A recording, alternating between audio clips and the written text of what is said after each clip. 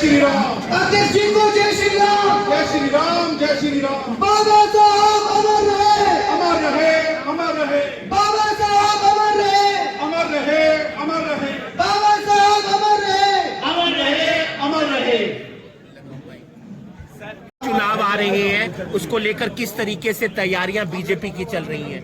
देखिए, बीजेपी की पूर्ण तैयारियां हैं और 2024 के अंदर भारतीय जनता पार्टी 10 की 10 लोकसभा की सीटें नरेंद्र मोदी जी के नेतृत्व में, मनोहर लाल जी के नेतृत्व में जीतेगी, क्योंकि नरेंद्र मोदी और मनोहर लाल जी की सरकार ने, डबल इंजन की सरकार ने जो कार्य किए हैं, जो गरीब व्यक्ति तक योजनाओं का लाभ पहुंचाया है, गरीब के चेहरे पे जो मुस्कान लाने का काम इन दोनों सरकारों ने किया है, वो काबिल तारीफ है। और जो काम किए हैं उनके दम के ऊपर भारतीय जनता पार्टी पुनः 10 की 10 लोकसभा की सीटें और हरियाणा में डबल इंजन की सरकार बनाई। अशोक तंवर बीजेपी में शामिल हो सकते हैं, ऐसी चर्चा है। देखिए, पार्टी के दरवाजे खुले होते हैं, सबका स्वागत है। कोई मुलाकात हुई है? नहीं हुई तो मेरी अभी कोई मुलाकात नहीं हुई है सीएम साहब की। देखिए, इसके बारे में मैं कुछ नहीं अभी बता सकता, मुझे मालूम नहीं है। भूपेंद्र सिंह हुड्डा कहते हैं ना मैं टायर्ड हुआ हूं ना मैं रिटायर्ड हुआ हूं, एक मौका और दे दीजिए। देखिए, भूपेंद्र हुड्डा, कांग्रेस को जनता ने एक मौका नहीं दिया, बार बार कई मौके दिए हैं और कांग्रेस 55 साल तक देश के ऊपर काबिज रही है। चुनाव के समय जरूर वो नारे देते थे कि गरीबी हटाएंगे, परंतु गरीबी कांग्रेस के पास आज तक नहीं हटी और भ्रष्टाचार को बड़ा बढ़ावा कांग्रेस की सरकार के अंदर मिला है।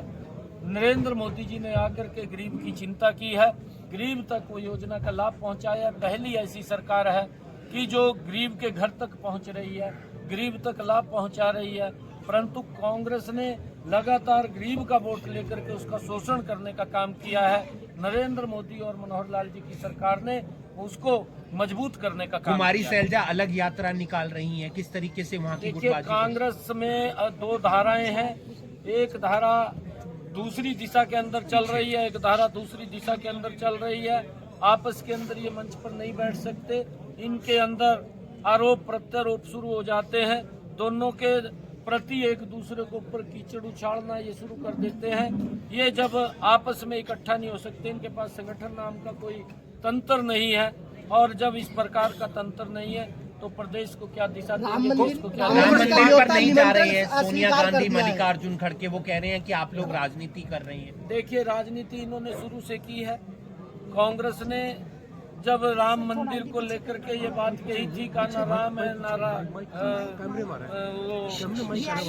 सेतु है ना रामायण है, इस प्रकार की बात उन्होंने एफिडेविट देकर के कही थी और फिर उन्होंने राजनीति कांग्रेस कर लिया। फिर उन्होंने कहा अब ये जो निमंत्रण पत्र गया है, क्योंकि भगवान राम 140 करोड़ लोगों की देश की आस्था का वो केंद्र बिंदु है और जहां लोगों की आस्था होती है, जो उनकी समझ है, क्योंकि कहावत भी है कि जो राम का नहीं है वो किसी काम का नहीं है।